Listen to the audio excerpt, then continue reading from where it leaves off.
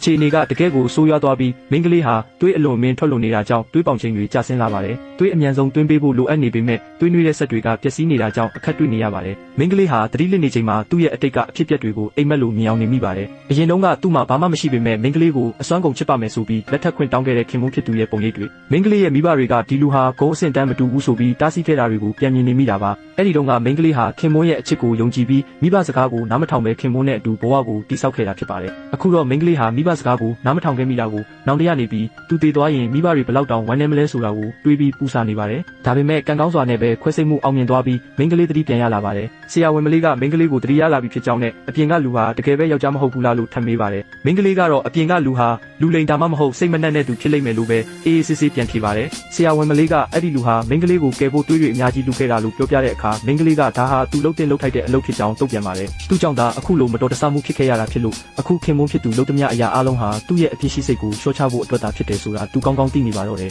မိန်းကလေးကအမေဖြစ်သူစီဖုန်းဆက်ပြီးအရန်လွမ်းတဲ့အကြောင်းနဲ့ဂျော်ဒန်ကိုပြန်လာပြီးအတူနေခြင်းတဲ့အကြောင်းပြောပြပါတယ်အမေဖြစ်သူကလည်းတမီးဖြစ်သူနောင်တရသွားပြီးဖြစ်လို့ဝမ်းသာသွားကြပြီးယောက်ျားတစ်ယောက်အတွက်နဲ့ဘာလို့အပြင်မှာပြင်ပန်းခံနေရမှာလဲအိမ်ကိုပဲပြန်လာခဲ့တော့လို့ဆိုကြပါတယ်9ရက်နေရင်လေရင်ရှိကြောင်းမေဖြစ်သူကပြောလိုက်ပြီးပြန်ကောင်းအောင်အနားယူပြီးရင်လာခဲ့မယ်လို့မိန်းကလေးကကတိပေးလိုက်ပါတယ်အဲ့ဒီအချိန်မှာခင်မုန်းဖြစ်သူကအခန်းထဲဝင်လာပြီးဘသူနဲ့ဖုန်းပြောနေတာလဲလို့မေးကသူကိုယ်တိုင်ချက်လာတဲ့စွပ်ပြုတ်ကိုတိုက်ဖို့ပြင်ပါတယ်မိန်းကလေးကတော့အခန်းမနေပြီးဖြစ်ကြောင်းနဲ့သူတောင်းစားမကဟိုဘက်ခန်းမှာရှိတာမို့လို့အဲ့ဒီကိုသွားဖို့အေးဆက်ဆက်ပဲပြောပါတယ်ခင်မုန်းကသူတောင်းစားမအကြောင်းဘာလို့လာပြောနေတာလဲလို့မေးပြီးဒီစွပ်ပြုတ်ကမိန်းကလေးအတွက်ပဲဖြစ်ကြောင်းချော့ပြောပါတယ်မိန်းကလေးကခင်မုန်းအရင်ကပြောခဲ့တယ်လို့သူတောင်းစားမကငယ်သေးတာမို့လို့စွပ်ပြုတ်မတော့ရရင်ဗိုက်စာနေမှာမစိုးရိမ်ဘူးလားလို့ခနဲ့လိုက်ပါတယ်ခင်မုန်းကသူတောင်းစားမဟာသူ့ရဲ့အတွင်းရင်းမှုတာဖြစ်ပြီးအလုပ်ရှင်တယောက်အနေနဲ့တာဝန်ယူရုံတာဖြစ်ကြောင်းသူတို့ကြားမှာဘာမှမရှိဘူးလို့စင်ကြေပေးပါတယ်ဒါအပြင်မတော်တဆဖြစ်တုန်းကမိန်းကလေးကိုထားခဲ့တာမဟုတ်ပဲသူတောင်းစားမကဒဏ်ရာပြင်းလို့ရွေးချယ်စရာမရှိခဲ့တာဖြစ်ကြောင်းသူ့ကလေးကိုလွှဲထားတဲ့မိန်းကလေးရဲ့အသက်ကိုဘယ်တော့မှလစ်လူမရှိပါဘူးလို့ကြိတ်ဆိုပါတယ်မိန်းကလေးကတော့သူ့မှာခင်မုန်းရဲ့ကလေးမရှိတော့တာကြောင့်အခုဆိုရင်စိတ်ကြိုက်တခြားမိန်းကလေးတွေတွားရှာလို့ရပြီလို့ပြောပြီးအပြင်ထွက်သွားဖို့မောင်းထုတ်လိုက်ပါတယ်